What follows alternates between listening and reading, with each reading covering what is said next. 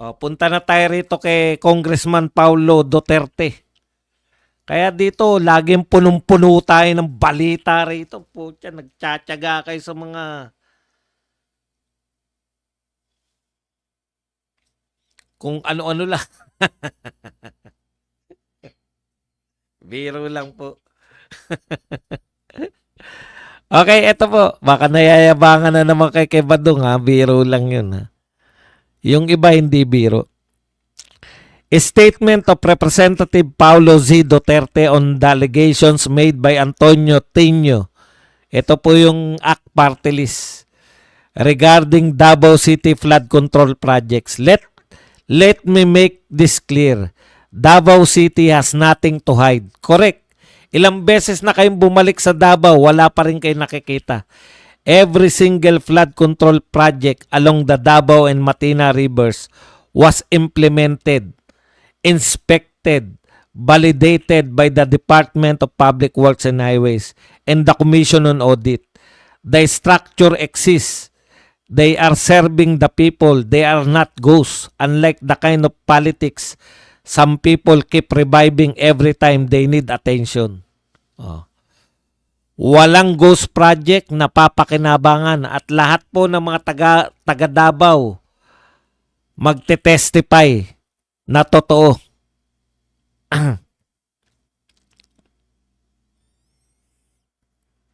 Tino's so-called expose is nothing but a desperate and ignorant attempt to drag Davao into another circus of baseless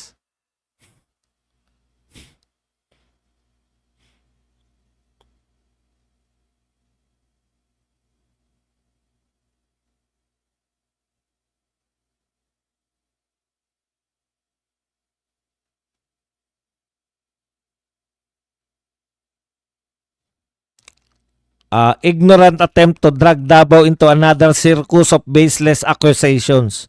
You claim to have uncovered anomalies, but did you ever question DPWH with your so-called facts?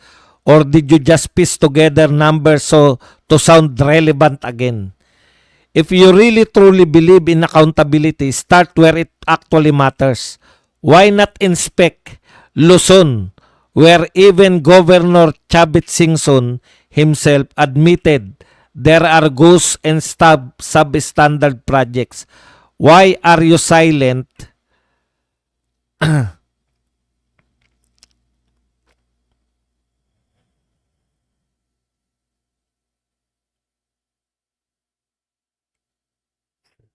Ano ba tong cellphone ko?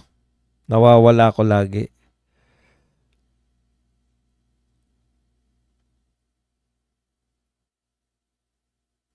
You claim to uncover the anomalies, but did you ever question the DPWH? Ayan. If you truly believe, ayan, Chavit Singson himself admitted there are ghost and substandard projects. Why are you silent there but loud in Davao, where projects are visible, verified, and functional? Kabalo man kung bayarang tigkahol ka lang at ang iyong master is no less than the bangag president. Kahit natututo na ako magbisaya, ang pagkakaintindi ko rito bayarang tagakahol ka lang ng iyong master na bangag na presidente. Ayan. Itama nyo na lang kung mali ang aking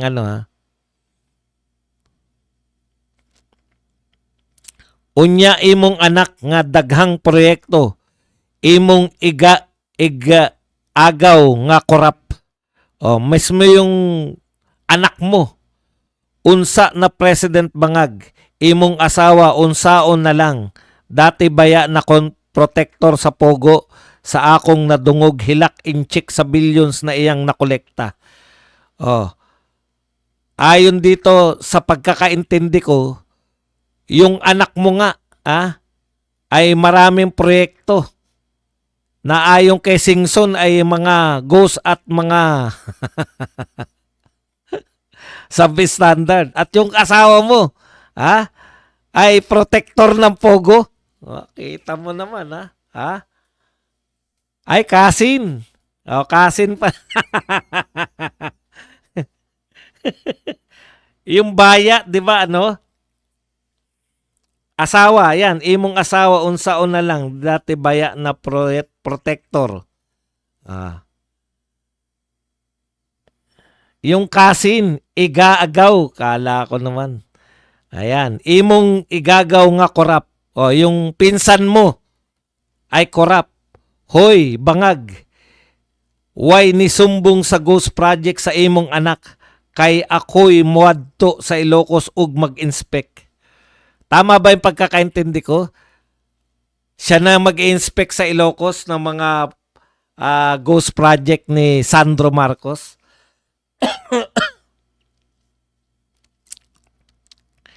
And to the ICI, stop pretending this is national audit when you keep flying your people, retired police, recycled appointees. Magalong, ikaw to, recycled ka. And non-engineers to Davao just to take photos besides working projects. If you want credibility, send real engineers, not political operators paid by bangag nga presidente. Understandable na siguro yun. Kung gusto mong mangita og ghost project, adto sa Luzon ug sa rehiyon nga hantod karon, puro papeles ra ang proyekto. Kung gusto nyo raw makakita ng ghost project, pumunta kayo sa Luzon. Panay papeles lang ang proyekto. Diri sa Davao, naa ang ebidensya. Konkreto, lig-on, ug nagamit. Dito po sa Davao, may ebidensya, konkreto, at nagagamit. Sino-shortcut ko lang. We don't need lectures from people who can't even fix their own backyard. Correct. BBM.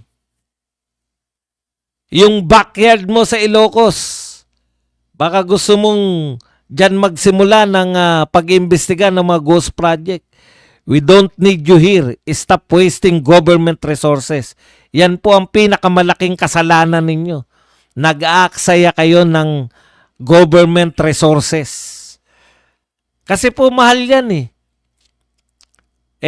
Balita natin parang private airplane pa yung sinasakyan ng mga yan. Ayaw pa sa commercial airplane.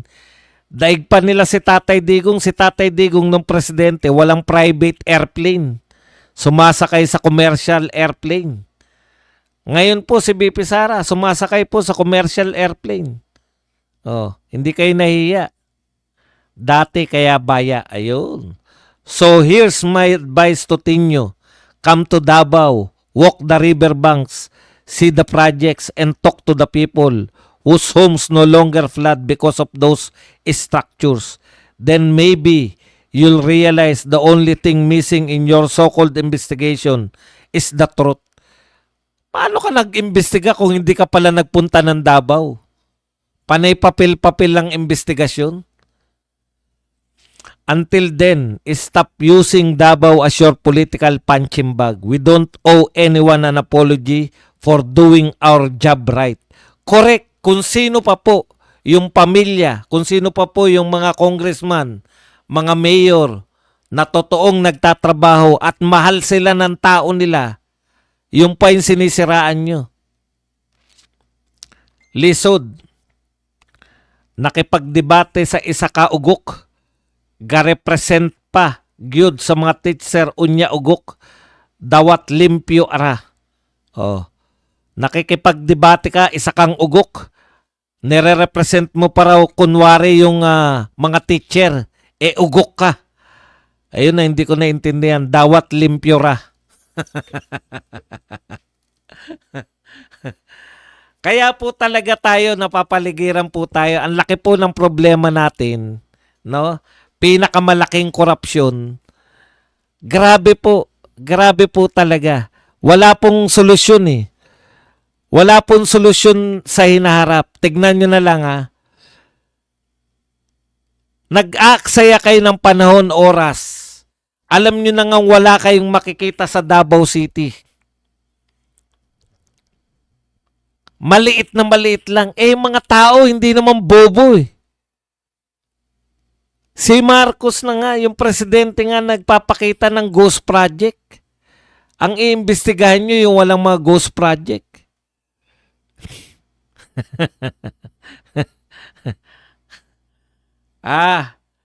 Yung limpyo ra. Dawat limpyo ra, wala talaga. Ugok ka. Tinyo.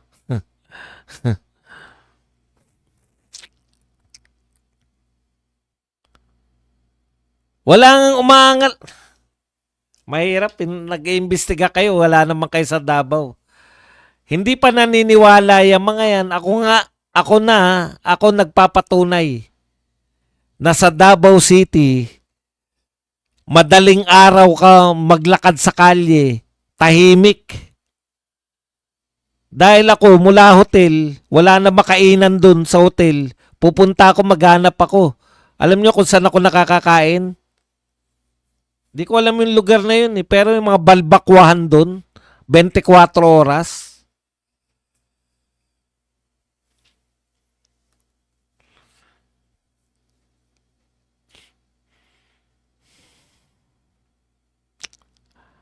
Iba po yung solusyon na ginagawa ninyo sa hindi po nakakatugon sa problema. Nagtayo kayo ng ICI, pinalabo lang ng pinalabo.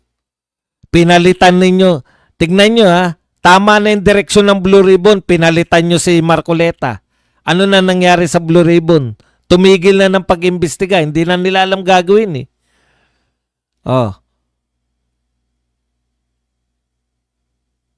Kada mababanggit si Martin Romualdez, tumitigil kayo ng investigasyon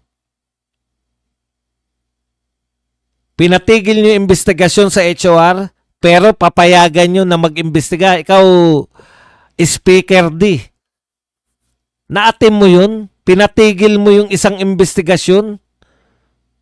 Pero papayag ka na imbestigahan yung Dolomite Beach? Ano pong kinalaman ng Dolomite Beach? Tapos, ang dami pang bayarang media.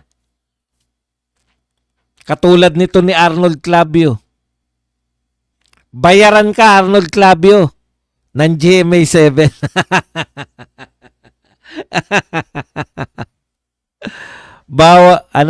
Dawat limpyo, tumatanggap ng walang kahirap-hirap. Ayun. Yung pala yun, dawat limpyo ra. Tumatanggap na walang kahirap-hirap.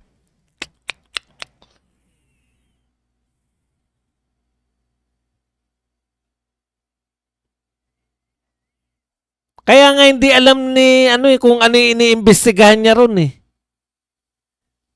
Meron bang mga bumagsak na bato ba?